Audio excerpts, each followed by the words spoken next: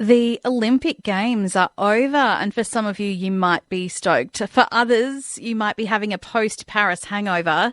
Across the event, you likely heard celebrations of successes, and perhaps you also witnessed some backlash against athletes that didn't meet some very high expectations, including some pretty heavy online vitriol directed at the Matildas when they lost out in the group stages. We also saw some heavy criticism of breakdancers yesterday. I think you might know what I'm talking about there. You might have even heard some comments when we were talking about this last week from rugby league player who played for the Cowboys premiership team, Gavin Cooper, talking about tall poppy syndrome. In Australian culture, look, we all like to promote the winner, and then as soon as the expectation or the result doesn't form part of where everyone thinks they were headed, everyone in Australia quick to shoot them down very quickly, which is disappointing, but yeah, seen it on many levels for a long time now. The old saying, sticks and stones may break my bones, but names will never hurt me. That is definitely not true, and because it's outwardly seen with social media, with some of the things that are written and said about some people, those things can stick, and we've seen that really go to a dangerous part with some people, and some people just cannot handle the criticism. That's Gavin Cooper there talking about tall poppy syndrome. And Australians, we do love an underdog. Let's talk more about tall poppy syndrome with psychology expert Dr. Jo Lukens. Good morning. Good morning, Susan. Thank you very much for being with me today. So help me understand this tall poppy experience. Yes, the tall poppy experience, as Gavin was talking about in his interview with you, it's a social phenomenon. When individuals or teams have had some notable success, it's a resentment or a criticism or a sabotaging by others, and sometimes that's about feeling threatened or envious of their actual accomplishments. And unfortunately, it's something that we see in the Australian sporting scene and other scenes quite often. Yeah, I was going to say we probably see it most notably in sport, but it happens across lots of different industries as well, and just people who are finding success. What are they? What are the tall poppies in Australian sport, do you think? Yeah, so we do see it a lot in Australia because we're an interesting culture, because we love, as you said, the underdog.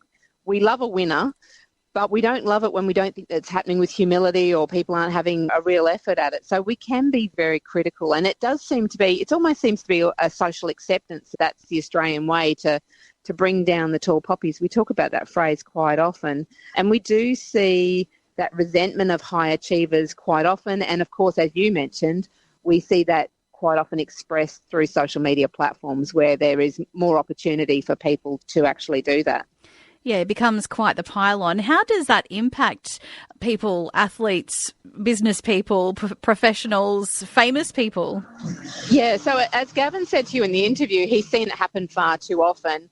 And my experience working with athletes and working with teams is it has a really profound and negative impact on athletes. And we see it from very young athletes all the way through. So it can lead to athletes feeling marginalised and on their own and alienated. We do get those verbal and sometimes even physical abuse around aggression that happens towards athletes. So it can be from the public to an athlete. It can also be within sports as well, where athletes want to cut down other athletes. And I think part of the reason that happens is it's when people don't feel confident enough within themselves, they feel that they want to bring down others rather than trying to do things to elevate themselves, if that makes sense. One of the things that Gavin had mentioned as well in the interview was that in American culture, it's very different. They want people to have that bravado, that outwardly very confident personality, but that's not rewarded so much here. Right. Is there a gender difference with this as well?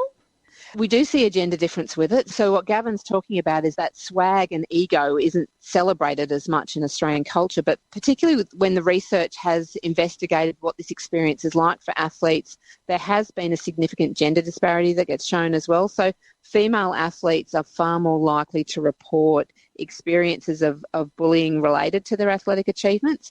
And obviously that's going to have a very negative, detrimental effect on school and working life, being and so forth. So whether it is that males are less likely to report it or they're experiencing it less, but we do very much see a gender difference in the experience of this phenomenon. You're hearing from psychology expert Dr. Jo Lukens. So how do we address this? How do we mitigate some of those negative impacts of tall poppy syndrome? We talk about it, and I think these kind of conversations can be really helpful. Gavin talking about it last week, us talking about it today, but more broadly. And I think it's an important part in the awareness and education amongst parents and teachers and students about how harmful it is. And I guess for all of us, we've just seen so many incredible athletic experiences across the Olympic event, and we're about to see more in the Paralympics as well.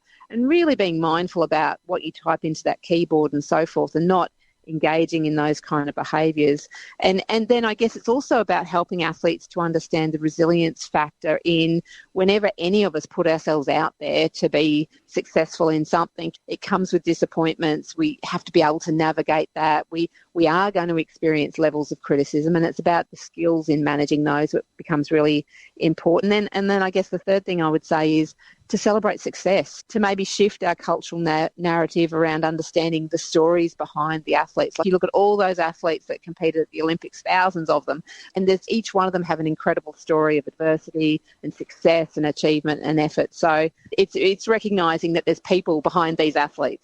Yeah, they're people at the end of the day. Psychology expert Dr. Jo Lukens, thank you for chatting with me about tall poppy syndrome.